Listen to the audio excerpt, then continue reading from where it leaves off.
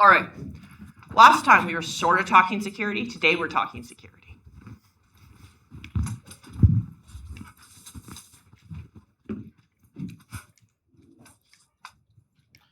Oh, fun. My little clicker is not working. That's not good. All right.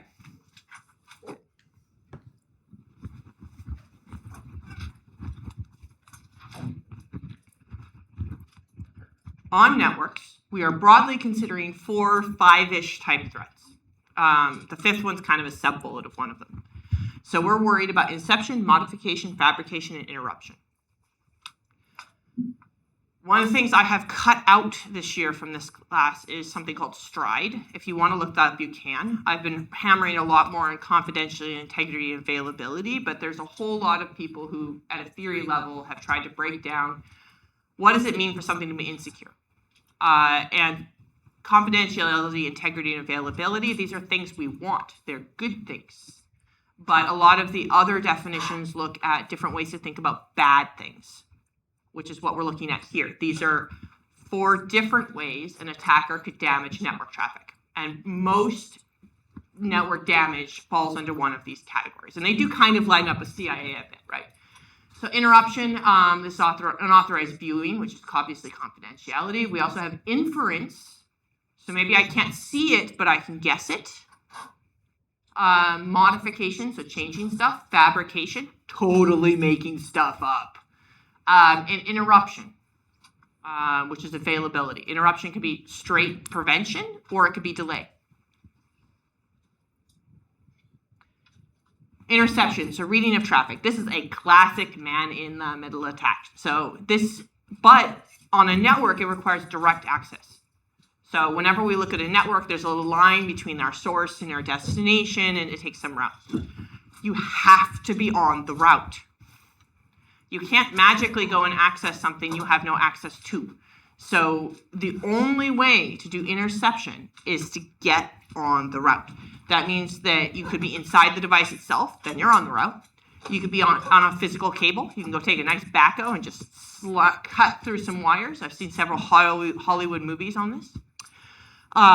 You can do physical proximity to a wireless transmitter. So maybe I could go and just take a screwdriver to that device up there.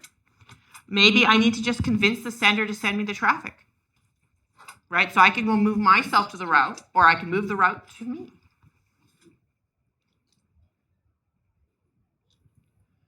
I can also infer things. So maybe they've done a good job of encryption. Is that enough to protect the traffic and knowledge of what's in the traffic? So again, assuming now I've got a route through me, I'm able to view things. Is the destination hidden? What if I see a lot of connections out to things like known abortion clinics? Do I need to see the traffic to make a judgment? Well, in Canada, I can still make a judgment. Whether or not it's legal to take action on that judgment is a different story. Whether it's legal to then start advertising to someone based on that judgment is also a different story. So I can look at the destinations, I can look at the size, I can look at their number, and I can look at their frequency. There's some work on, so for example here, so at the top here is a research paper by Ian Goldberg and other people, who is a Waterloo professor. And his point is, well, if you look down here at Pinterest, look at all those graphics. And then you look over here at Google, and it's nearly blank. Can I differentiate between someone accessing Pinterest and Google just based on size, just based on the size of the traffic and maybe the frequency of the traffic, not even needing to look at the destination? And the answer is yes. When we start talking about very common web pages, I can actually, just looking at the size and frequency of packets, tell where those packets are going, even if I don't have the IP address. Modification. This is probably the one we think about the most. The idea is that you change the traffic. So in order to change the traffic, I have to block it. That means I need to not just be able to observe a wire or a connection. I need to be able to stop it. So any person in this room is perfectly capable of listening in on the traffic of any other person in this room if you're all connected to the same Wi-Fi. Because the air is very insecure. We all have access to it. But you can't block it. maybe you can't block it, you put a jammer in, but it's very hard to interrupt it cleanly. So modification of traffic. This requires direct access to the medium and the ability to stop something. So again, you could be inside the device. You should be connecting to a physical cable, physical proximity to a wireless transmitter, maybe if you're jamming it. Or again, you can convince the traffic to go through you and then you can stop it. Fabrication. I can make stuff up. It doesn't actually have to have been from somebody. I can totally just interject a packet and write on it, this is from this IP address. This is to this IP address. Here you go. I just make stuff up. I put the radio transmitter that we were talking about earlier with Germany up with this idea that, maybe I could be just relaying, just taking in the data that I'm getting from the real transmitter most of the time. And occasionally, I just block what they had to say and I put a fake news article out. Complete fabrication. Again, you need access. I can interrupt the traffic. So this means I just stop it. I don't let it go through. This is a jammer. I can interrupt the traffic on everyone in this room with just dropping a Wi-Fi jammer in or just pulling the power plug out of that router. All of these would interrupt traffic. Maybe I want to full up interrupt traffic. Maybe I just want to drop traffic. The Great Firewall of China is a good example of this. Its sole purpose is to interrupt traffic it doesn't like.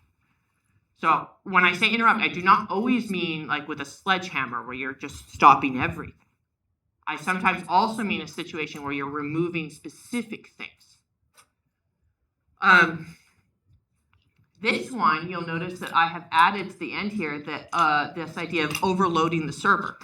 So with the other ones, you need to be sitting on a point in the connection. With this one, you just need some level of access to take something down. So if you think about the Syria example, no one went out and attacked individual Syrian computers. You just had to find the one point to take it down. And that's interruption of traffic.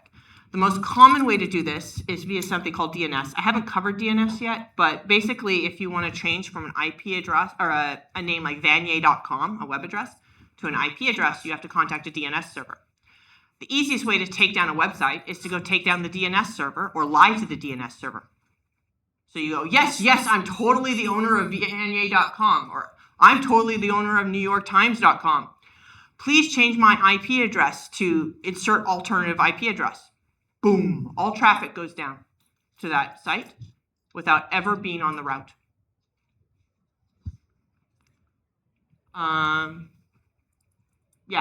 Somebody hacked someone in Australia and took a whole pile of sites down in the United States. They attacked a DNS server. Okay, those are the types of attacks we're talking about when we're talking about networking. Whenever you look at something networking, it's probably one of those. But let's talk about the threats on networking a bit. Now, I bring this one up because up till now we've been talking about the threats in terms of like where the attacker is, and we usually are almost treating this as a smaller singular person attacker.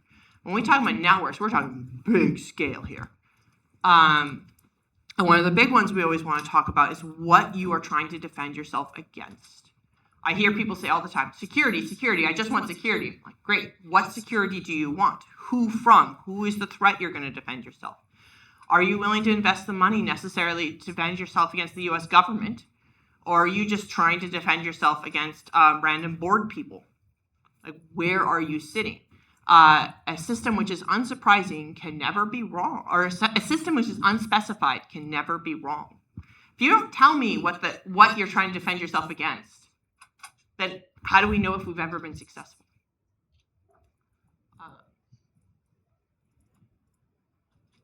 There's no such thing as a fully secure system that is protected from everything. If you try, you'll just end up with a system that's completely unusable. My alternative news article for this morning was how they cannot get Secret Service agents to correctly use their cell phones. A whole article on how they just can't get the Secret Service to actually use their departmentally issued cell phones. Why? They've been so securely locked down, you can't use them for anything. So you have to have a non-security cell phone in order to function. At which point, what was the point?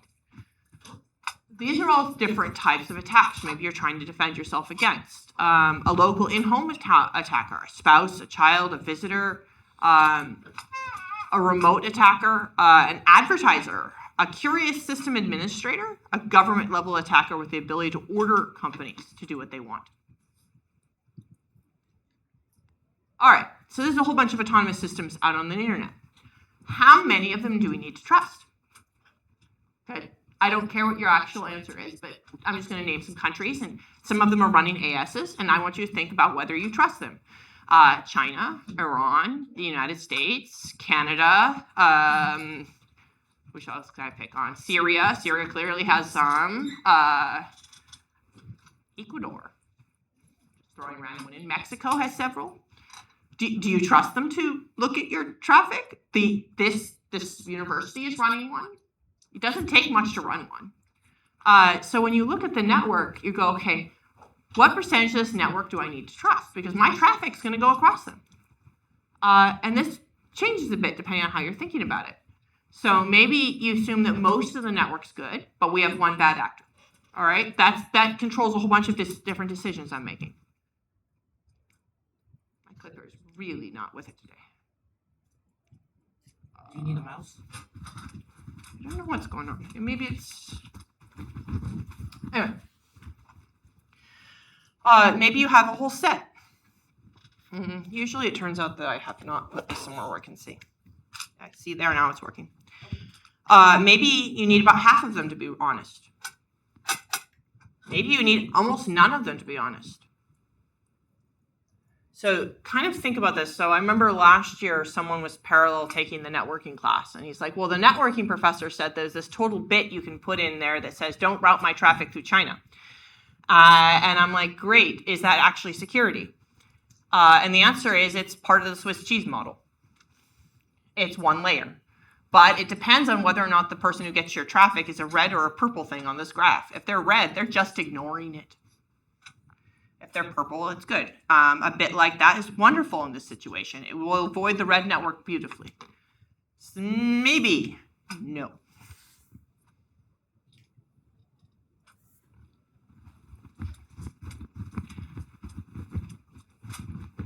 Protocols like TLS are mutually agreed conveniences.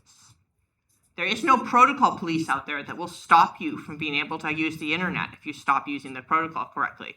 The only thing that will stop you is if you send a protocol something that the other computer can't parse, and then it will stop you from using the network. But if you abuse it, you ignore flags, you route traffic somewhere you're not supposed to, nothing happens.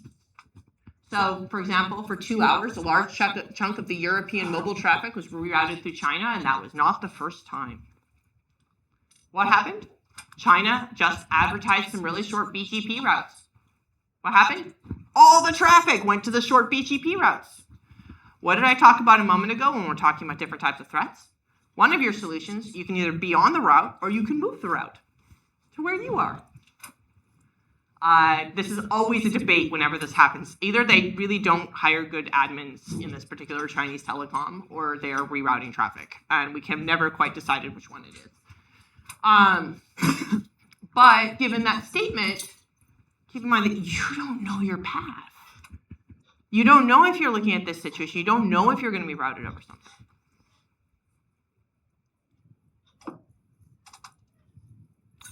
All right, we're going to need to get to virtual private networks. I have so many opinions about virtual private networks, especially since who in this room is using a virtual private network other than the universities? Most of the class, yeah. How many of you are doing it for security reasons? A couple people. All right, let's think about what these things do. All right, so I'm just going to do a warm-up. We're not doing a think, we're just doing a share. How do you personally use VPNs? So just talk to your neighbor about VPNs. How do you use them? What threats are you trying to protect yourself against? And I don't necessarily mean an attacker here. It could be just anything that you consider to be a problem. And how does that map onto my cloud infrastructure here? Where are your threats sitting? And how are you thinking about them? Where is the attacker or the problem space? So go ahead, 3 minutes, just talk to your neighbor.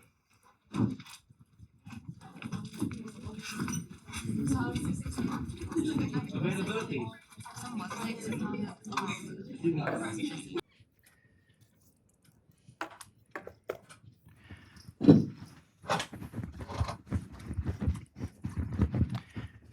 I'm going to start talking about VPNs from the perspective of a company. We'll get to what we've just been talking about in a moment, but from a company's perspective, because the internet grew out of the military and then it grew into companies, and now the general population uses it, but it grew in that manner, which means that when these protocols were built, they were built not for people trying to get free movies. They were built for companies who wanted to build a virtual private network, VPN. VPNs are based entirely around the concept of castle security.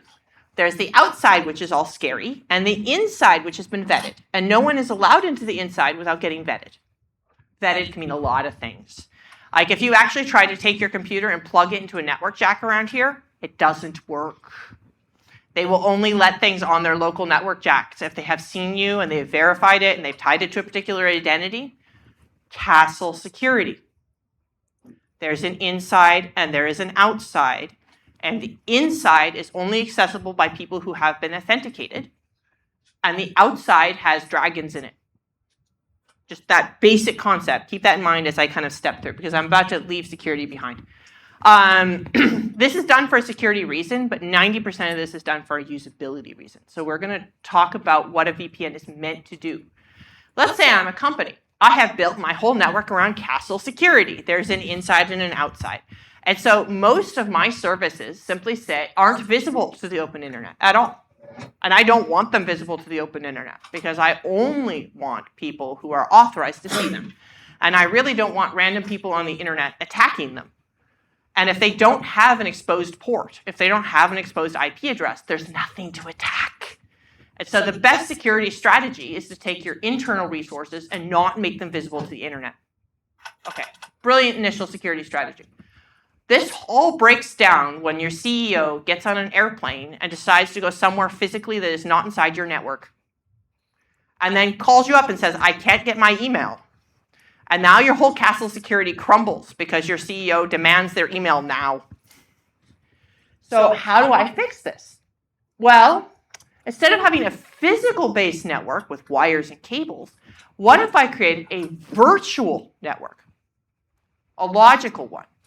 So now I can go and loop my CEO who's off in the Caribbean somewhere and make them look like they're inside my local network and be absolutely certain about that connection point has strong integrity and confidentiality. Availability is something that's very hard to do here, but confidentiality and integrity are where we're living.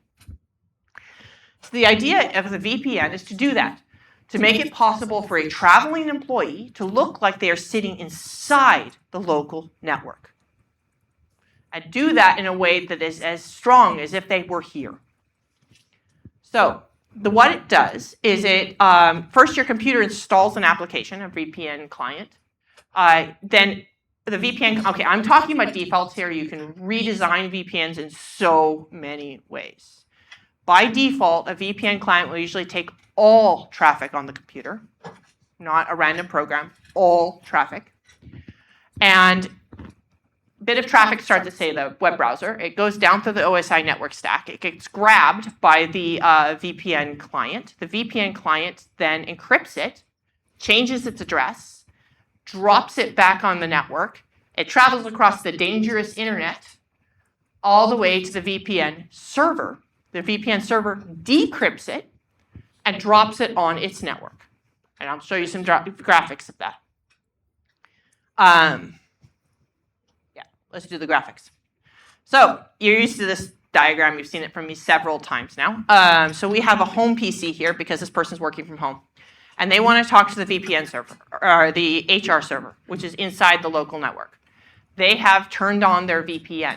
All traffic is now traveling. What does that look like? So the home network router goes, or the home PC goes and creates a message that's intended for the HR server. Just to save all of our lives, I'm not putting IP addresses on everything, but you can imagine these titles as IP addresses. I can have one, I can show you if we need.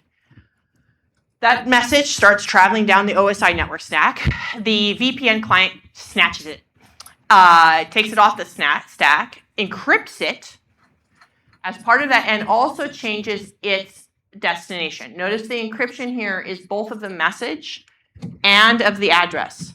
The destination address. So the destination address and the message are both being encrypted here.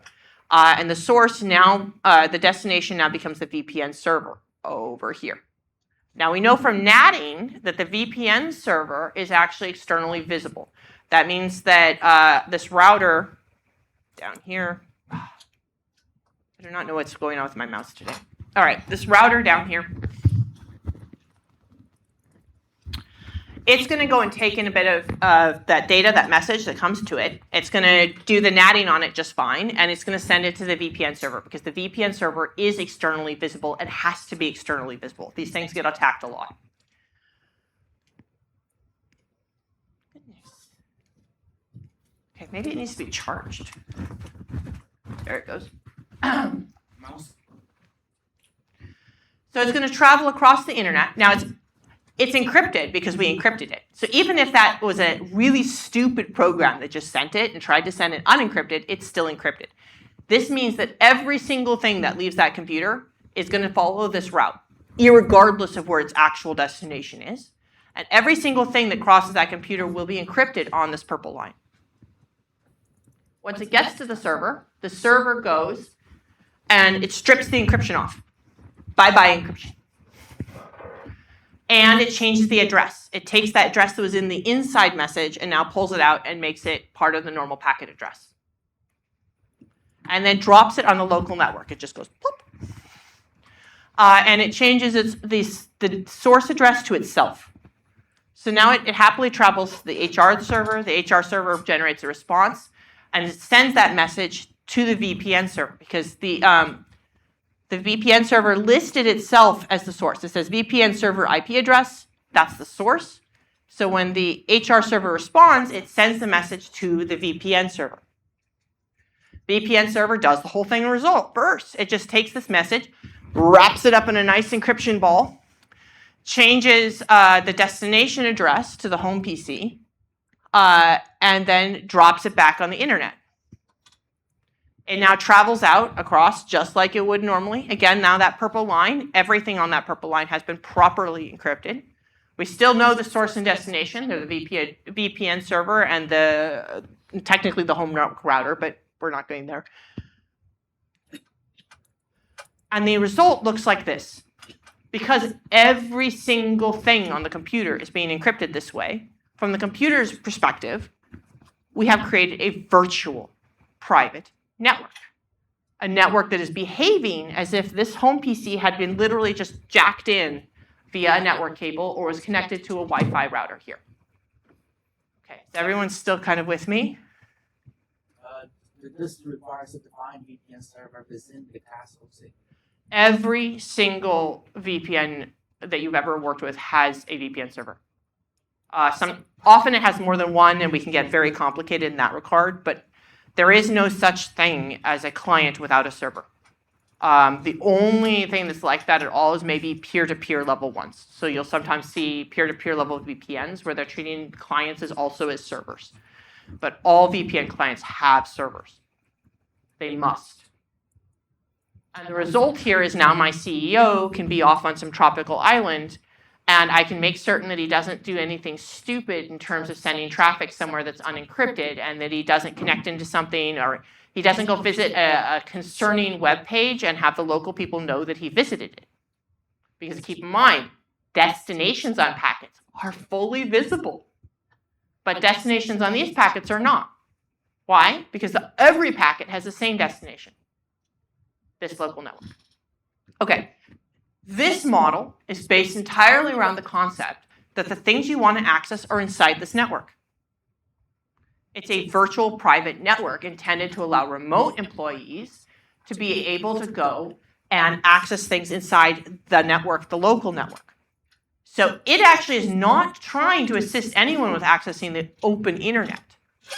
Castle security. It's ensuring that everyone accessing the local network is authenticated, is properly connected, and that they can now access services. The thing you probably, this university blocks access to some things on the library server, right? Libraries are usually the biggest reason a student might need a VPN. So you might need to log into our university VPN to view parts of our library remotely. There's several other things that sometimes you can only access on campus. And if you install a VPN, suddenly you can access them from anywhere. putting this in OSI network model terms, you have a client here. OSI network model can be a bit vague. So somewhere around 3 or 4. I think it's mostly 3 that VPNs are written, but you could write it theoretically at 4. That grabs it, swaps around packets, does some encryption, drops it back on the network. Things travel across the network. I'm just saying the exact same thing I said earlier, but with prettier graphics. Travels down along the network, hits the VPN host. The VPN host then processes it up through a certain layer. So they take those packets, they bring them all the way up to level 3 or possibly 4. They then do that switching. They adjust the packets, right? They have to decrypt them. They have to do all this stuff. You can't decrypt something unless you have got all the packets. So they have to actually take all the connection that is coming through, reassemble all the packets, then do decryption, and then break them back up into packets and drop them back on the local area network and send it through to the server that's going to process it on the local area network. All right. This approach, this works because every connection to the VPN is authenticated. If you've ever tried to use a company VPN, they will always ask you to log in. Everything's encrypted. Everything that's traveling across the internet is encrypted, even if it was written by an idiot developer, even if the traffic was ping, even if does not matter. Everything. It does not care what it is. It encrypts it, period. You get 0 availability guarantees. A VPN will not survive someone unplugging a cable. They will not survive a backhoe cutting through, and it will not survive one AS suddenly deciding to drop all your traffic. You don't get any availability guarantees. And this is just a good way to make sure your remote workers aren't doing something stupid and that your remote workers get access to your local network. This is the model we're under. A VPN assumes the entire internet is dangerous. You do not need a single AS to be good. You only need these ASs to forward your traffic, and that's it. You don't have to trust them. They could route this through traffic. You could write this through China. You could write this through Iran. You can write this through the US. You can route it through wherever you feel like it, because it is encrypted with high-level encryption that was selected by the company. The company wrote those VPNs, or it's running them anyway. It can pick its favorite encryption method. It can ramp this thing up to a huge key size if it feels like bearing that cost. It does not need to care about what the protocols are from the rest of the internet. It encrypts whatever it feels like. It is built under the assumption that the entire internet is filled with dragons and that you can route wherever you want. The only things they assume to be good are your client itself, your computer, your laptop. We assume that that's not been broken into. And we assume that the private network, the one managed by the company, has not been broken into. And if we assume those 2 things, the whole rest of the world can be filled with dangerous stuff. And this is what a VPN is designed to do. VPNs are actually awesome. I have a lot of opinions about them, but they do what they do very, very well. The big problem is a lot of people use them like they were magic fairy dust without thinking about it, and that's where you get into trouble. But most people don't use it the way I've just described. None of you are, small percentage of you are trying to access, say, university resources this way. But most people are not trying to do that. They're trying to access it via TV shows. That means that drawing I just showed you is total BS, because that's not how you're accessing it, are you? You're not trying to get to the local network. So you look like this. Most groups are looking at this with, say, their computer here is connected to a bunch of ASs, out to a VPN server somewhere on the internet, probably within your destination country you're trying to mimic. And then you have a destination server, which may be in yet a third country, which is also on the other side of several ASs. So a message here does the same thing. It goes across, encrypted. The VPN server helpfully removes all of that helpful encryption, changes the addresses around, drops it back on the network, and it travels down to the destination server. And the same way as it worked before, the destination server produces a response. The response is directed to the VPN server as if the VPN server was the destination. It travels across the Open Here Be Dragons network, and then it travels out back to your computer nice and encrypted. All right, now we are, okay, go ahead. It means that VPN server can see all what I sent. Yes, yes, everything. Everything. Well, is it always encrypted well by the VPN server? Because We're going to assume in this class that the VPN servers know what they're doing when they encrypt it, but you're right, they do not always know what they're doing. When we're talking, okay, I'm going to segregate VPNs into two classes. There's the class of VPNs run by companies to secure their local networks. Generally, if you've done that, you have bothered to create correct encryption. Then there's the 1,000,001 VPNs that have been set up to support the free enterprising groups that really, really want to do this. Some of those were helpfully made by Russia. Some of them were helpfully made by China. Some of them were helpfully made by the US government. All of whom were careful in their selection of encryption. But with perhaps a strong agenda of knowing what the private keys are.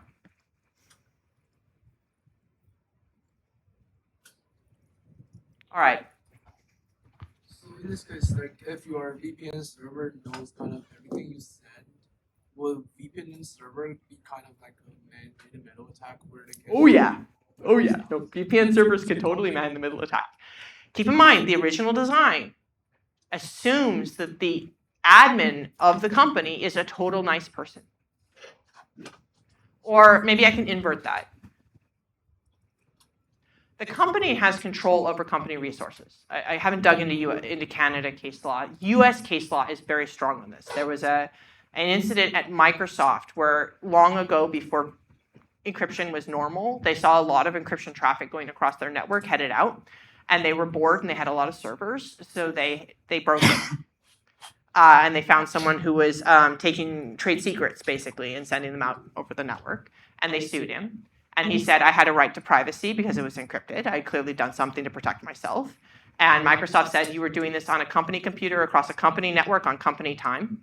And the courts in the United States came down on the side that if you're on a company network, company resources, company time, you've signed a form basically saying all of that, yes, you can break someone else's encryption.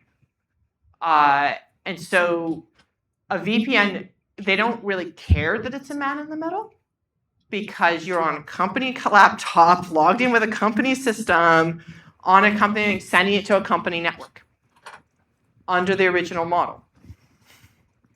So before I answer any other questions, wow, I have picked a good thing to share on this topic. So the questions are directly in line with this. So go have a chat with your neighbor, and then I will actually come back to this.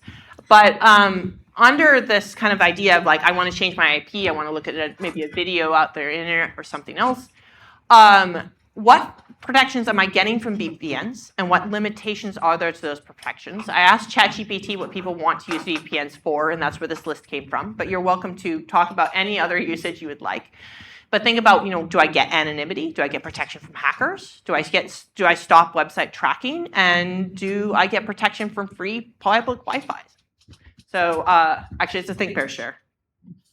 All right, I'm going to skip the thinking because I think we were thinking during all those questions. So just go ahead and start with talking to your neighbor. Yes, but unless it's hackers in the server, yes, unless the attacker is specific, that's often yes.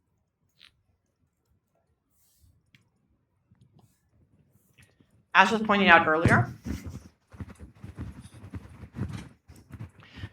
VPNs are intentional man-in-the-middle attacks. They're designed to be a man-in-the-middle attack. It is literally what they do. If you think about the design I showed you earlier, it has to go down through the OSI network model like normal. It crosses the network, and then we have to reassemble all the packets to remove the encryption. What happens when I reassemble all the packets and remove the encryption? I'm literally looking at the message. It's a designed man-in-the-middle attack. Now, keep in mind, the encryption I'm talking about isn't all the encryption. So let's say, and we haven't really gotten into TLS security, but let's say your application, let's pick on WhatsApp for a moment, right? WhatsApp is end-to-end encrypted. Does this mean that the VPN can see the WhatsApp chats? No, because they're encrypted. It can see that there are WhatsApp chats. So it knows the destination, the protocol it's looking at is probably WhatsApp. It maybe knows the destination if it's going to the WhatsApp server, but it can't see the inside of it. There's nothing stopping a VPN from encrypting encrypted content. So it can helpfully take a WhatsApp chat that is already encrypted, re-encrypt it with a second layer, and send it across the network. Now that VPN is still doing the man-in-the-middle attack, but they can't see the inside of the encryption. But they do know where you're sending it. That said, keep in mind, we were talking about several attacks. If that VPN suddenly decides it does not like WhatsApp, there's nothing stopping it from killing every single WhatsApp message that comes across it. So it might let through all of your traffic, but decide to take all the WhatsApp traffic and just not let it through. So it can still do interruption.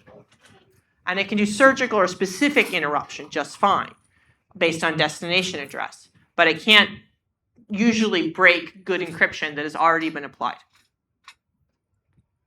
But unencrypted data, it has total access to unencrypted data. All right, so back in 2014, I was teaching down at Indiana University, a whole bunch of students that could sort of code. I was in an informatics department at the time. I had a lot of students that were very new to programming. This is important because there's no way on earth they would write the code that I'm just showing you. They're barely struggling to do the cookies assignment. By the way, the assignment I'm describing here is on your activities list. You can go do it yourself. It doesn't. Hopefully, we do not have this problem. There's been a lot of things that have fixed since then. All right. So what happened is the student did their homework and then uploaded it to Learn. And because VPNs are magic security fairy dust, they had a VPN installed and it attacked their homework assignment. All right. So up here, this is the correct answer. The correct answer looks like a web page because it is a web page. They're being asked to set a cookie. So they had to write a web page that will set a cookie. So they're literally uploading an HTML file. How on earth does a network node know the difference between an HTML file that is homework as opposed to an HTML file that is a web page? It doesn't. It just sees an HTML file going to pass, and it's like, this must be a web page. This is what they submitted. Do you really think a bunch of students who can barely code wrote this? Heck no. What happened is they were using a program called Anchor Free. I failed to screenshot this enough, but Anchor Free has the word security written like everywhere on the website. You pull it up and it's like secure, free, awesome, use this, all sorts of stuff. So they sent their message through Anchor Free to Learn VPN, Magic Fairy Dust. Anchor Free is the world's largest internet freedom privacy platform. Our mission is to provide secure access to the world's information for every person on the planet. Our Hotspot Shield application is trusted by more than 400 million users from 200 countries. Keep in mind, this is from 2014. I asked ChatGPT this morning just out of pure curiosity. And ChatGPT helpfully informed me that ad injection was their Anchor Free's main model for getting money. So I don't know if it's still running, but that was my view of it too. You need a server, and you need someone keeping up all the code. So either someone really cares about this, which is possible. There's a lot of programs out there they're run by groups that maybe take philanthropy money, or they're getting money somehow. Let's look at how they're getting money. So this is what was injected. This is weird looking, didn't it? Like, I know not everyone here does web coding, but there's some weird stuff in this. Let's pick on script for a moment. What does this mean? Concatenation. It's a concatenation. Oh. Why on earth would I concatenate an HTML script? I mean, look at this. This is JavaScript code, by the way, document.write. So what's happening is it's saying inject into this document, into this web page, dynamically via JavaScript, this thing called skr plus. It's trying to mess up basically regular expressions. It's saying that, maybe you have a security program client side that's trying to look for injected code. And if you're trying to look for injected code, you won't see this because script has been separated and now it will not automatically detect. Okay, we're talking 2014 security here. What's happening is that this is code that when it's run by the destination computer, will go and helpfully contact Anchor Free and pull down a whole package of other code, which will then run on the local client. Unfortunately, I did not grade this assignment fast enough to be able to actually get the code itself, so I wasn't able to look through it. But This is what real attack code looks like. And this is what a lot of VPN providers do in order to get money, is they just inject ads into all the web pages. And how are they doing that? They man-in-the-middle attack it. Now, even back in 2014, Learn was using TLS. It was using communication level encryption. We haven't gotten to TLS yet, but HTTPS, for example, my university wasn't that far behind. I think they're doing downgrading, if you know what that means. Basically, because they're a man in the middle, they just lied to both sides. And sorry, we haven't gotten far enough into networking to explain what on earth I'm talking about. Basically, the VPN on behalf of the client said, I'm a sad little tiny device and I can't support encryption. Could you please send this to me without encryption? And so the other server said, oh, no problem, poor little device. I will send this to you without encryption. Because in 2014, not everything supported encryption. And so we still allowed what we call downgrading. And this allowed, so this is not just a passive attack. This is an active attack. It actively stripped out the encryption that should have been there between Learn and the client intentionally, so it could eject ads. Where did the original answer go? What do you mean the original answer? Like is the original answer still present in this blob? This is the correct answer they should have turned in at the top. This is the answer they did turn in. I obviously changed several things in it, like John Doe was not the student's name. I don't know what you mean by turn. It's still in there. I figured it overwrote the answer. No, I just focused in on the interesting parts. The homework, you can go do the homework on your own if you want to go and set a cookie. If you've never set a cookie, go set a cookie. It teaches you a lot. VPN protecting against a very specific threat. Man-in-the-middle attacks where the attacker is out on the internet is not part of the network. This is actually a very important thing to do, even from the company perspective. So this is a very famous slide of the PRISM system. Yeah, PRISM system and also the Upstream system. This is part of the Snowden declarations. I remember having chats with other people at Carnegie Mellon at the time that this broke, because I was like, how on earth are they getting this data? There's absolutely no way that the US government is going to be able to reach inside of Google and pull things out of Google servers. That doesn't make sense. Google has put a lot of protections around those servers, and all of my friends inside of Google were screaming at the time that they did not go and let Google in, or the US government in, to suck all that data out. So how on earth did it get it? Most companies, especially the size of Google, are worldwide. There's some servers here in Canada. There's some servers in Europe. There's some servers. So what do you do when your network is not physically all on the same campus? You have to send data between the servers. Now, ideally, you do this with a virtual private network, but it turned out the companies were not. They had some basically high bandwidth fiber lines between some of their servers. And encryption takes time. Maybe it doesn't take that much time, but it takes that much time if you're Google and you're trying to send updates every millisecond.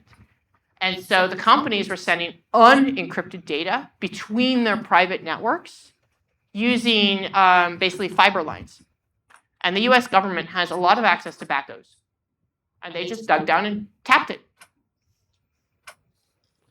So yes, you can attack things between the different points. All right, what are we doing?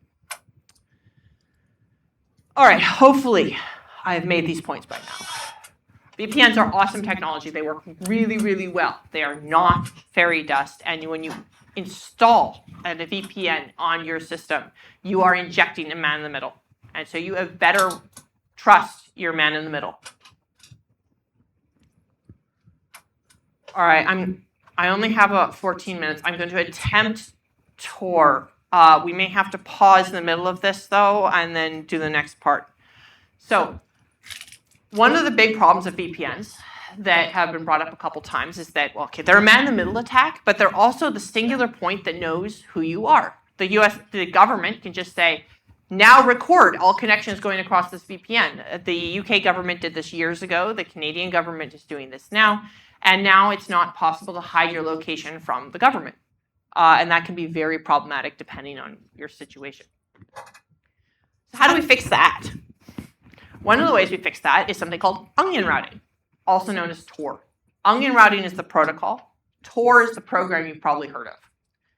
So they're related. One's the implementation and one of them's the theory. We're going to focus on the theory, but Tor was written by the same people who wrote the theory, so it is well in alignment.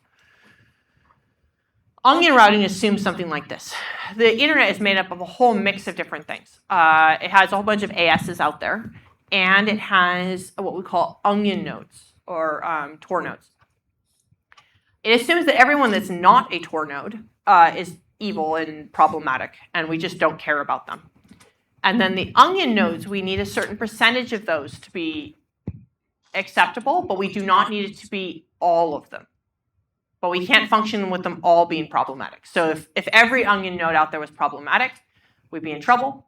If a couple are problematic, we don't care. That's fine. This protocol is designed to handle this. This is important because the FBI runs a Tor network node. I'd be shocked if the RCMP does not run a Tor node. There's a lot of government agencies out there that run Tor nodes, specifically because it's so nice when the bad people send their traffic right across your node where you can read it. And I've written the destination node up there in yellow because we're never quite certain if we can trust it. Tor works specifically on anonymity.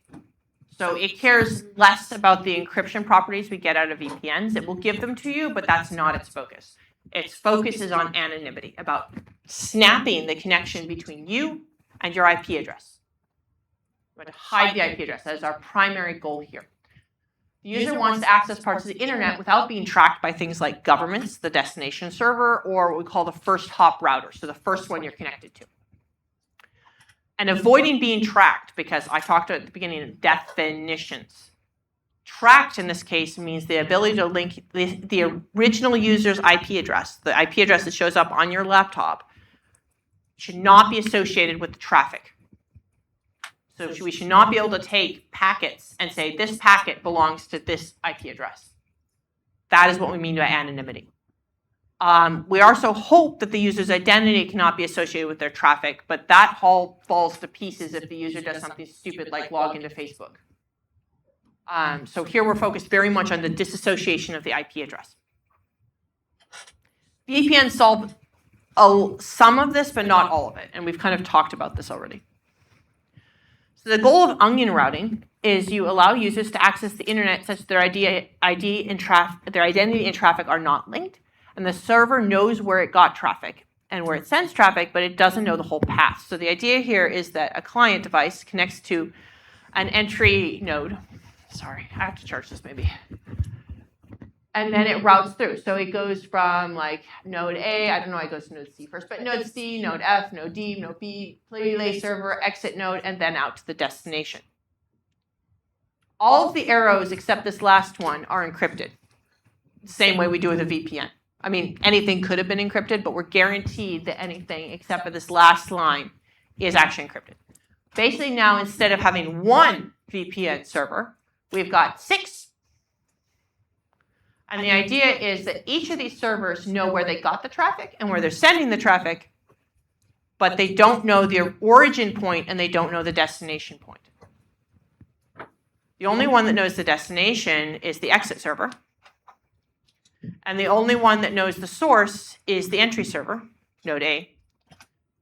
But the only one that knows the whole path is the client, which is the one that set it up. And I'm explaining how we do this magic, but this is the magic of onion routing. The idea that we're kind of ricocheting traffic around.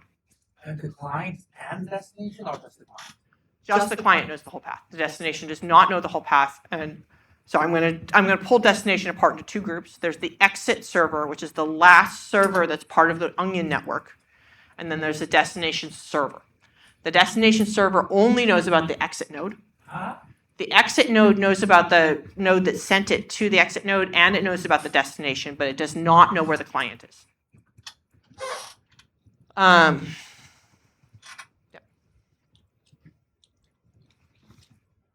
we're going to try this. So onion routing, it's called onions because think of it as layers of encryption. The idea is that you have a message in the middle, and then we're encrypting each layer for each router. And I'll step you through that. So the idea is that if you have 6 nodes, you have 6 layers of encryption going on with this. And each node only knows how to remove 1 layer.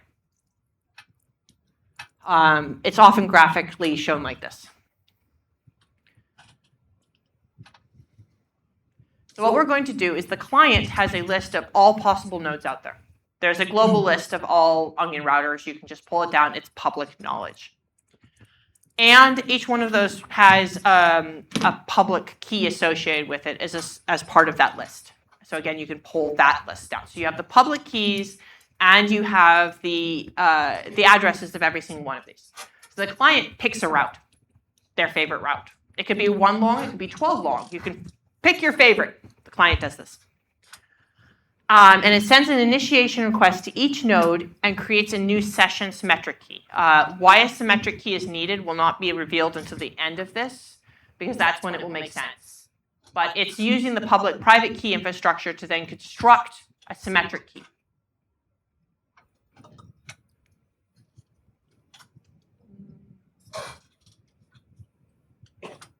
Oh, just to reduce the steps into sanity, what I'm going to be doing in this case is basically pre-selecting in this, I'm basically saying there's a pre-selected key and I'm just sending it. We could use this with Diffie-Hellman, but then the number of back and forths would get large and this graph would get insane. So what's going to happen is in this modified protocol, the client has pre-selected a symmetric key and is using public-private key encryption to send that symmetric key to the other group. So the idea here is that the client is going to build this path 1 node at a time. So we start, we have a message, which is just a statement saying that we're going to start an Onion route using a session. So a session is our session key for A. So here we have our client device. Here we have entry node A. Client device says, hi, I'm another node. It doesn't even say it's start node. It just says, hi, I'm another node. I would like to hand you this message. Here, have this message. This message says, I would like to start a connection. Here is your session key for this connection, and that's sent encrypted using the public key for node A. So the only person that can decrypt this is node A, and therefore we are certain the session key is now only known by node A and by our client. More formally, we create session key. We create message 1, which is encrypted using the public key encryption for message using A's public key. The client sends M1 to node A, goes to node A. Node A decrypts it because it's got its own private key. And now it has a session. So it's got a session key for future communication. Then we build the next one.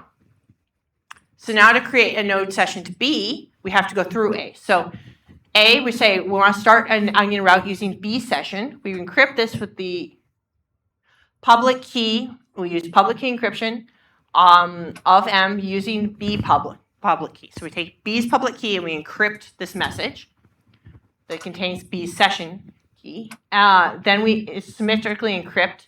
So we're now using symmetric key encryption. M1 and B's address together are encrypted using A's session key. The client sends M2 to node A, which then sends it. Node A then goes and decrypts it using the session key that they have, and forwards M1 to B's address. They know B's address because it was part of the encrypted message. Node B then decrypts it using their private key and now has B session. Just keep going. So we follow this exact same pattern every single time. Now you're starting to see the onion shape. What's the definition of the session key? A session key in this case is a symmetric key. That user, how would they do a key count? Yeah, you can just imagine this was created via Diffie-Hellman, but in this protocol, I'm just sending the key directly to them to avoid having to do the whole Diffie-Hellman because this slide would get insane. But you can see now here where the onion's coming from, right? So the first thing is the inside of the onion because we're now using D's public key. And then we use the session keys to get this, and by the time it sends it, we now have 4 layers of encryption. And then as it goes through the nodes, each node is removing 1 layer of encryption until we hit the last one. At this point, now we have a session key or a symmetric key with every single node. Now the last node decrypts this, and just like a VPN, it just drops it on the network. Does the exact same thing a VPN does. So I'm trying to pay attention to time. I know it's close. This gets us all the way to that destination server. And then this is the point I will stop at and start us at next week. Or sorry, Friday. How does it get back? So I'll probably start this first thing on Friday if you want to think about this. Go look through this, try to understand what the heck's going on, and reverse it. So how does a message start from the destination device and be encrypted as it goes back along the network? If the encryption's layered the whole way along, stripped off as you go, what is the advantage of the FBI having their point in there as Maybe you were stupid and didn't encrypt things. So you get encryption, but like a VPN, you're getting encryption between these nodes. Here, there's no encryption guarantees. So what if the FBI happened to be this node D? On destination server is also a node. Absolutely. If still node D has some knowledge. Would it also be advantageous to them to be an entry node as well if they're not encrypted? It's hard to, you can't pick entry nodes. Oh, okay. Yeah. You can't even pick that you are a destination node, but you do know that you're a destination node. Okay. And Tor has the ability to indicate whether you're willing to be a destination node or an exit node, because if you become an exit node and you don't want to be one, sometimes the FBI shows up because they think that you're doing something illegal when in fact you're just carrying traffic of someone illegal. And so you have the ability to opt out. The FBI just makes certain to opt in, and that increases the odds.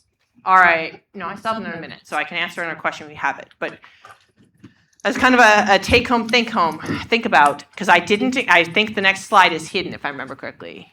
Yeah. Try to fill in this slide.